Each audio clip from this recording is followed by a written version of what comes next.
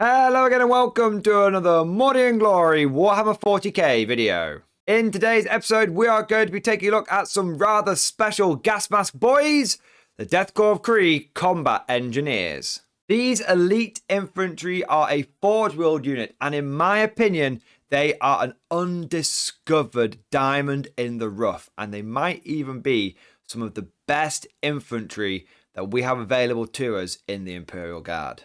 A bold claim indeed, sir. But why don't we crack on with today's episode, dive right into this, and let me take you through how I believe these combat engineers can be formed into one of the most cost-effective death balls in Warhammer 40k.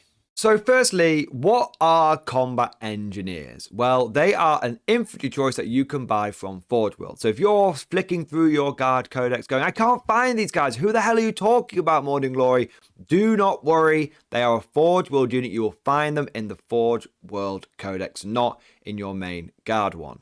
Now, I know some people are a bit hesitant when it comes to Forge World units, but I guarantee you these combat engineers are 100% legal to use in your games. They, in fact, have recently been updated as per an FAQ, and they have been given all of the relevant keywords and rules to bring them into line with the main guard book. So they 100% are up to date, and they are 100% usable in your games. Do not worry.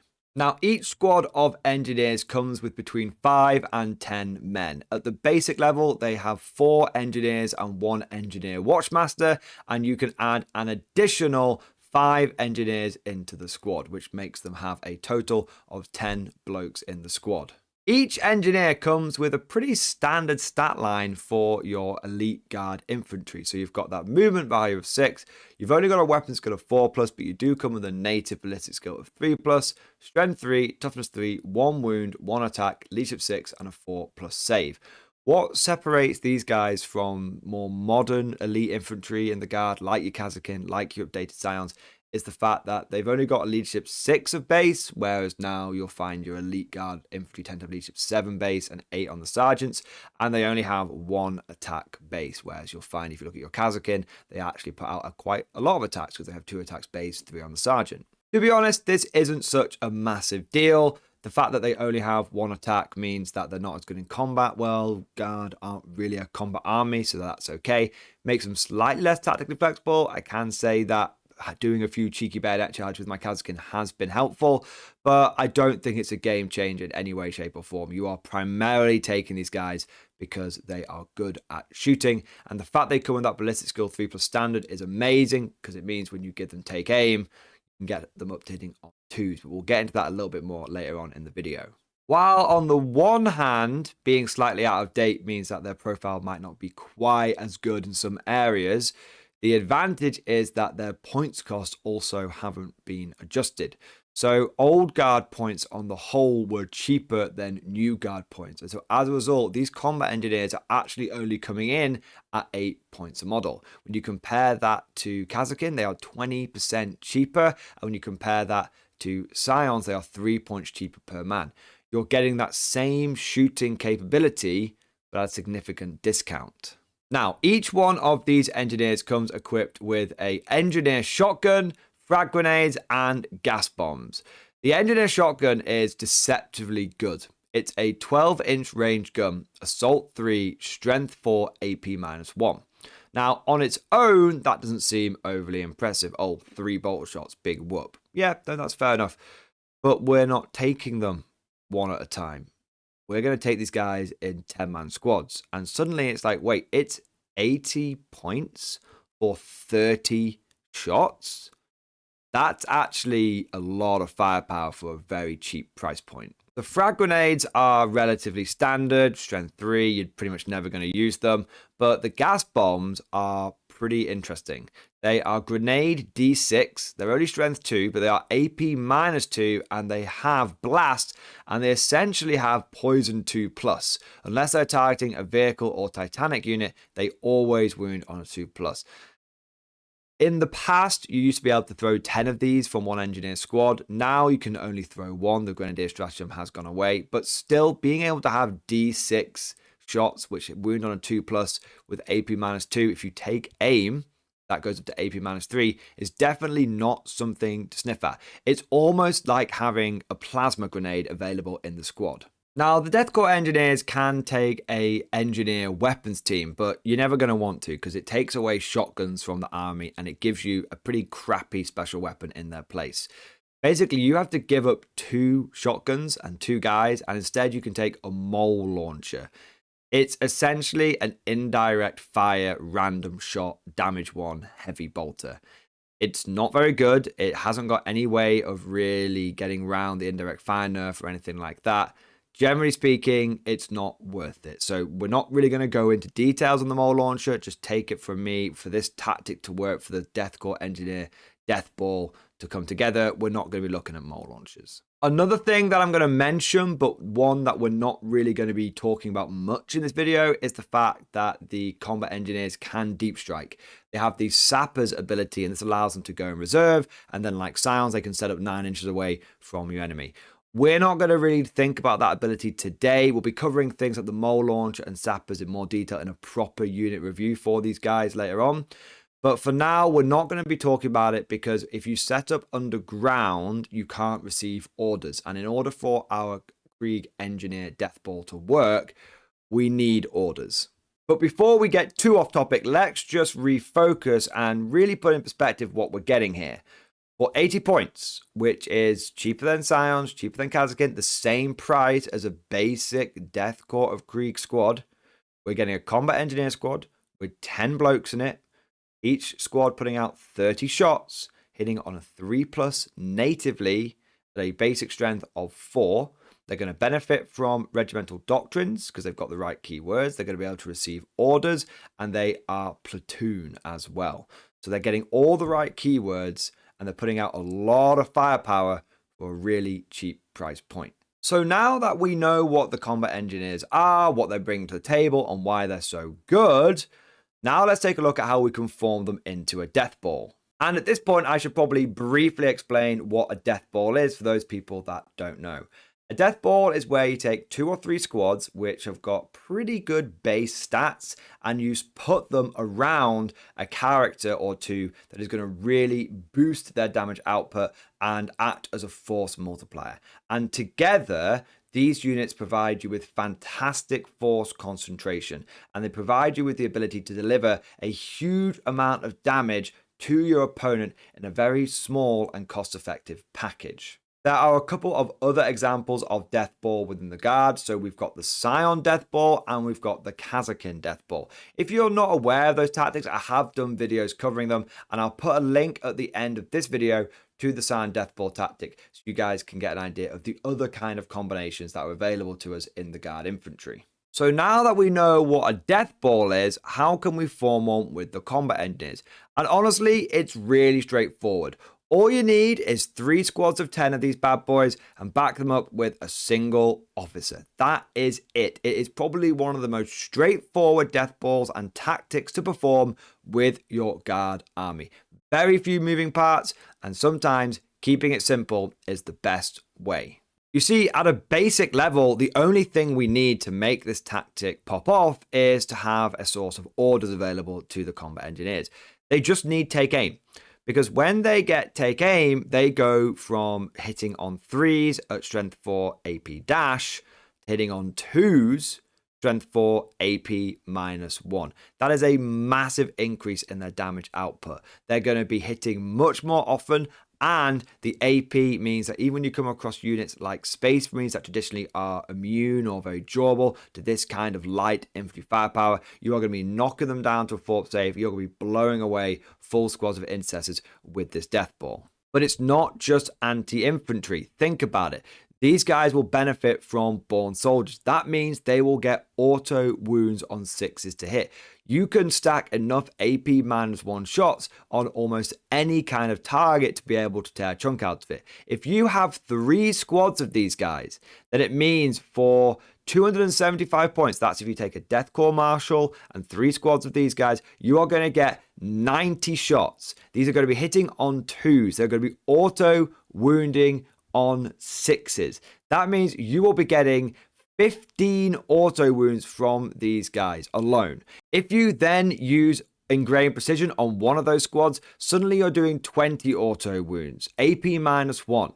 That is enough to tear a chunk out of even light and medium vehicles, and heavy infantry is going to start having a problem with that. Remember, at the end of the day, 40k is a dice game. The more dice you roll, the more opportunities you generate. By being able to get 90 shots hitting on 2s from 3 squads, you are potentially generating a lot more than just 20 auto wins. We can look at the statistics all we want, but how many of us have been there when we've just rolled our dice and half the shots come up as 6s and we get loads and loads of auto wins? The more dice you roll, the more opportunities you generate for these spikes in numbers. But it's not all about born soldiers and take aim. This unit has loads of tactical flexibility. You might need to stack a bunch of -1 to hit modifiers onto your opponent's army. Guess what? Suppressive fire has got your back. These guys are putting out enough volume that they're almost guaranteed to be able to get off the pinning fire order without any problems whatsoever.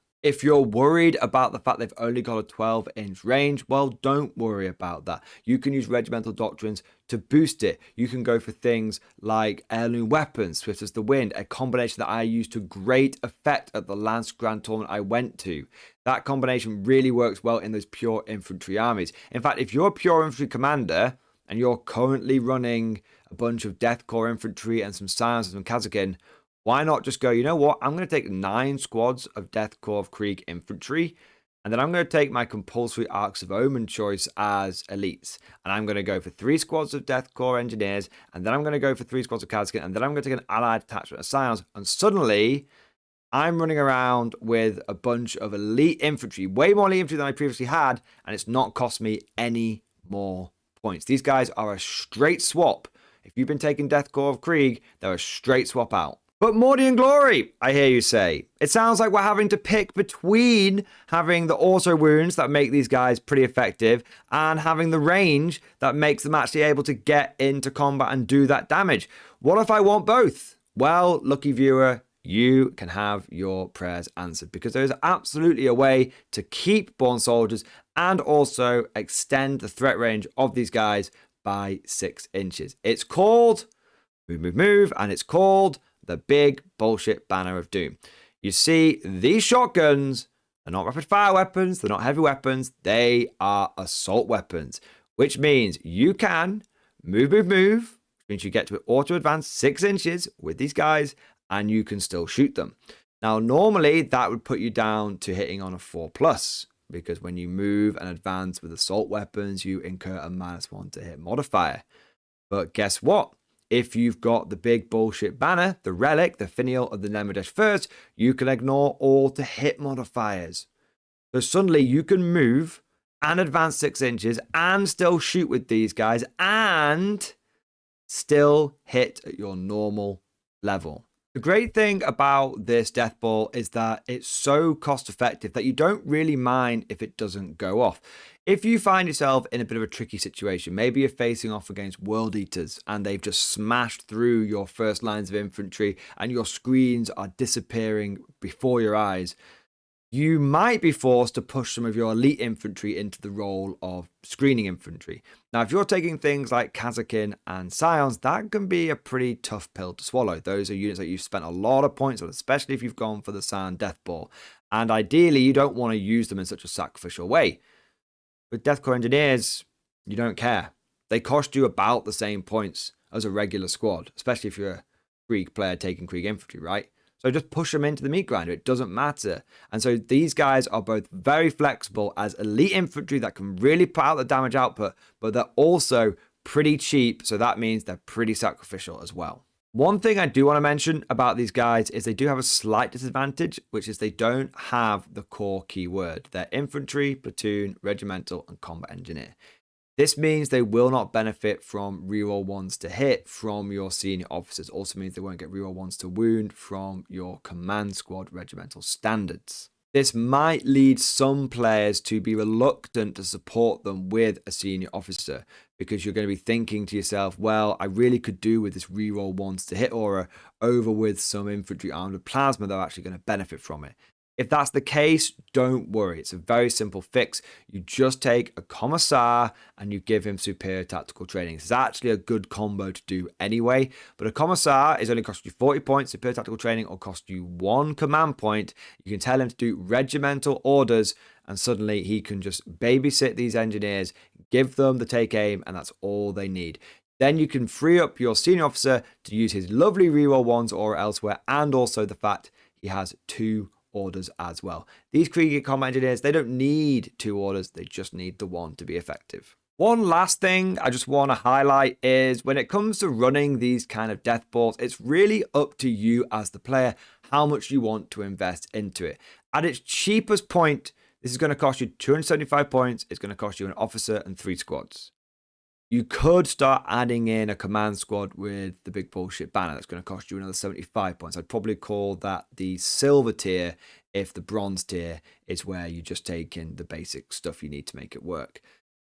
You could then start adding in some pretty crazy things like chimeras. I mean, at the end of the day, a great way of solving the short range on these guys is to have them rock around in some transports, jumping out and blasting the enemy with shotguns. Not a bad idea at all. Of course, that's a pretty premium price point. You are going to have to spend 85 points on each squad's transportation, or 70 points. You're looking at like a Taurox. That's not a bad idea, especially if you're thinking about things like running a mechanized infantry army. But it is, of course, going to take it from being a bronze, silver tier points investment up to gold or maybe even platinum. You're also going to have to bear in mind that you might need to take along some extra officers or some special officers or some relics so that if you do jump out with all 3 squads in one turn, you have enough officer support so that they can all receive orders. Remember, when your officers disembark from a chimera, they can still do orders, but those orders don't splash. So if you take a senior officer and 3 squads of engineers and 3 chimeras, when they all get out, only 2 of the squads are going to get take aim. So what you might want to do instead is take someone like Krieg, who can do 3 orders natively, or spend a command point to give your senior officer the auto reliquary of Tiberius, which lets them do an extra order. You've got numerous options, but as you can see, the more you invest in this, the more you're going to get out of it, but at the same point, the more it's going to cost you. But really, however you slice it, this is a very powerful combination that most Guard players should be aware of and should seriously be considering adding into their army lists. But that's just like my opinion, man. Let me know what you guys think down in the comments section below. Are you a fan of the combat engineers? Do you think their short range might be too much of a hindrance? Let me know what you're thinking down in that comment section. If you've enjoyed today's video, then make sure you smash that like button and also subscribe to never miss an episode.